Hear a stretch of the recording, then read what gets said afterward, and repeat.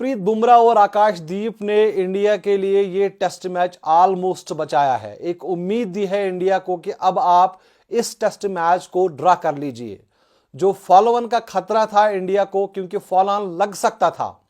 आपके पास अभी भी 35 रन थे, 9 विकेट्स आपके आउट हो गए थे और आखिरी जोड़ी थी मैदान पर। किसी ने शायद सोचा नहीं होगा कि जसप्रीत बुमराह और आकाशदीप, जो ये 246 रन का टारगेट था, अगर आपको फॉलो ऑन को अवॉइड करना है, वहां तक आप पहुंचिए। तो आखिरी जोड़ी ने कमाल किया है और इंडिया को एक उम्मीद दी है कि अब आप इस टेस्ट मैच को ड्रा कर लीजिए। और जब इंडिया 246 पर पहुंची ना, जब फॉलो ऑन अवॉइड हुआ, उसके बाद फिर आप देखिए रोहित शर्मा के मतलब क्या रिएक्शन थी या गौतम गंभीर की क्या रिएक्शन थी।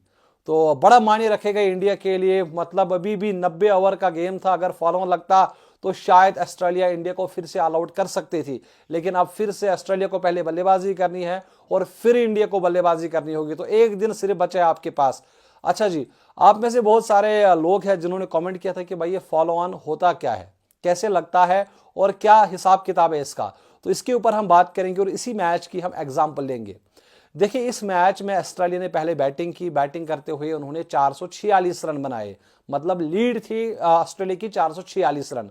अब जब इंडिया बैटिंग करने के लिए आई, तो अगर इंडिया 246 से नीचे के स्कोर पे ऑल आउट हो जाती तो ऑस्ट्रेलिया की लीड रहती 200 या 200 से ज्यादा की। तो उस सूरत में ऑस्ट्रेलिया को एक फायदा था कि आप इंडिया को फिर से दावत दे देते कि आप फिर से बैटिंग करें।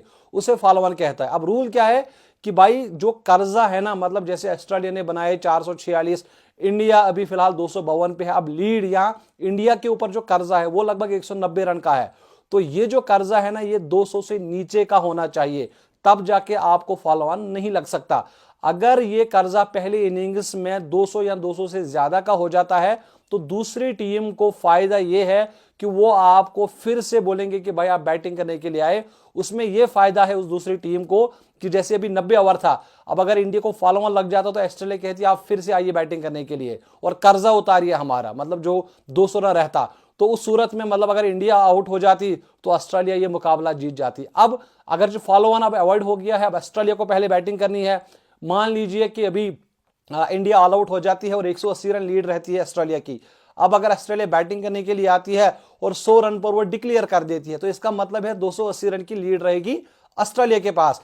फिर जब अब इंडिया बैटिंग करने के लिए आएगी तो इंडिया को 281 रन करने होंगे इस टेस्ट मैच को जीतने के लिए। 180 रन जो कर्जा है और 100 रन जो अब फॉर एग्जांपल ऑस्ट्रेलिया बनाएगी। तो इस तरह ये फॉलो ऑन काम करता है। अगर आपको समझ आ गया आप मुझे जरूर कमेंट्स में बताइए। कोई और सफाई चाहिए आप मुझे जरूर वो चीज भी बताइए। अल्लाह हाफिज।